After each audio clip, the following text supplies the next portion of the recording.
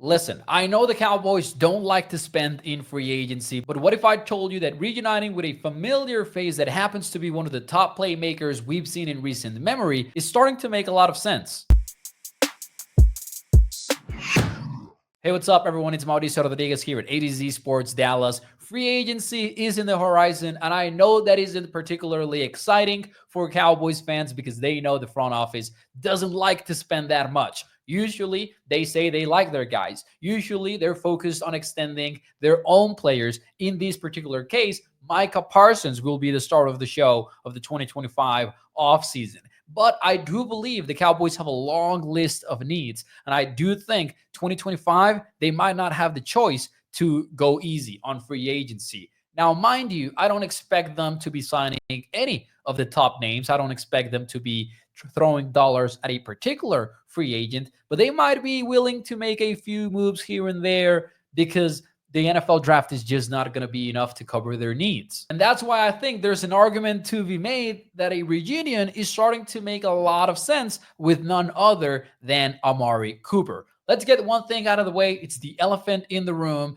Amari Cooper's departure from Dallas was not exactly amicable. They let him go for a fifth rounder to the Cleveland Browns, and a lot has been made since then. A lot of people have talked about how the Joneses let their money get mad in negotiations. Bobby Belt from 105.3 The Fan has recently reported that Mike McCarthy was a big driving factor behind the departure of Amari Cooper. For this to happen, both parties would have to be the bigger man and just let that slide. It is my opinion that in the world of the NFL, if the money is right, that's relatively easy to do. Now, that's the big item. Can the Cowboys and Amari Cooper be on the same page when it comes time to talk about the potential financial compensation?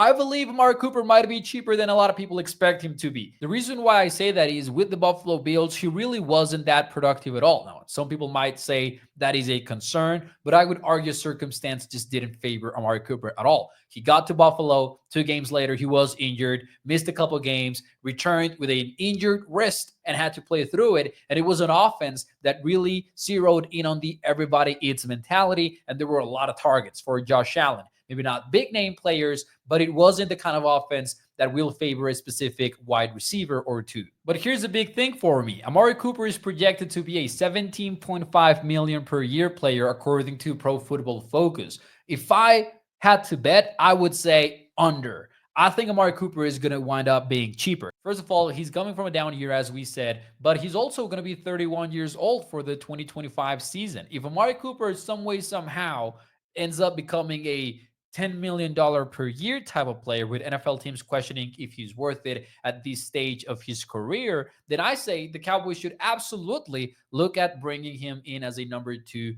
to CeeDee Lamb. Again, it would take setting aside significant differences, and I don't know that the Cowboys can do that, but if they're willing to truly improve the Cowboys, then this is starting to make a lot of sense for the Cowboys. A player that was injured last year, and that factored into a low production, a player that has some question marks for his future, and he's going to be 31 years old. If the number can get to the point where the Cowboys think it's a bargain, then I could see them pulling the trigger on this move. And personally, I would love it. Let me know what you guys think in the comments, and I'll see you next time.